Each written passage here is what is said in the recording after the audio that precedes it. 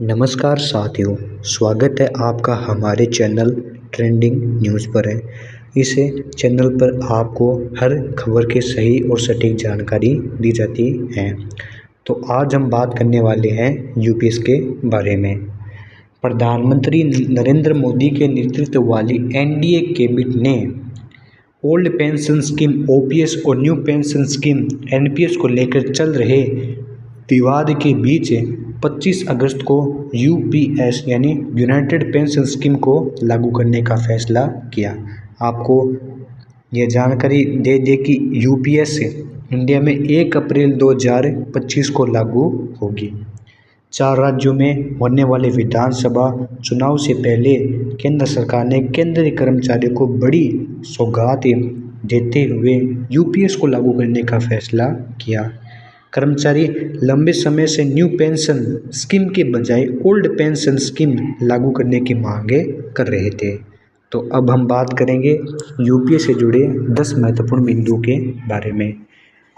पहला बिंदु, यूपीएस का लाभ केंद्र सरकार के 23 लाख कर्मचारियों को मिलेगा। यह मौजूदा एनपीएस के साथ ही लागू रहेगा।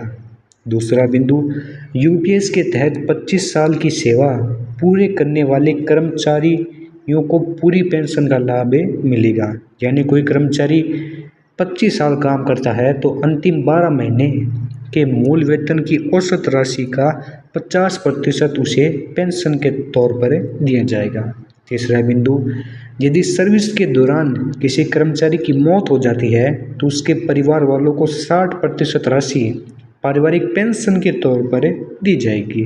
चौथा बिंदु, सरकार ने यूपीएस में पारिवारिक पेंशन, सुनिश्चित न्यूनतम पेंशन और रिटायरमेंट के अलावा भी एक सुनिश्चित राशि के भुगतान की व्यवस्था भी की है। पांचवा बिंदु, केंद्र सरकार ने पेंशन फंड में भी अपना योगदान बढ़ा दिया है। पहले सरकार इसमें 14% योगदान देती थी, जिसे बढ़ाकर 18.5% कर दिया गया है। छठा पॉइंट है, महंगाई दर के हिसाब से पेंशन फंड में भी बढ़ोतरी होती रहेगी। सातवां बिंदु, एनपीएस को 2004 में लागू किया गया था। 2004 से लेकर अब तक जितने कर्मचारी रिटायर हुए हैं वे सभी भी इस यूपीएस के तहत पेंशन का लाभ उठा सकेंगे। आठवां बिंदु, केंद्र सरकार की इस योजना को राज्य सरकारें भी लागू कर सकेंगी। इससे राज्यों के 90 लाख कर्मचारियों को फायदा मिलेगा। नौवां बिंदु, यूपीएस की पेंशन राशि को महंगाई दर के साथ जोड़ा गया है। यानी जैसे जैसे महंगाई दर बढ़ेगी उसी के हिसाब से यूपीएस की पेंशन राशि में भी बढ़ोतरी होगी। 10वां बिंदु, यदि कोई कर्मचारी 30 साल की सेवा पूरी करता है तो उसे 6 महीने का वेतन भी दिया जाएगा। यह राशि रिटायरमेंट के दौरान मिलने वाली राशि से अलग होगी। तो आज हमने बात की यूपीएस स्कीम के बारे में और उससे जुड़े 10 महत्वपूर्ण बिंदुओं के बारे में।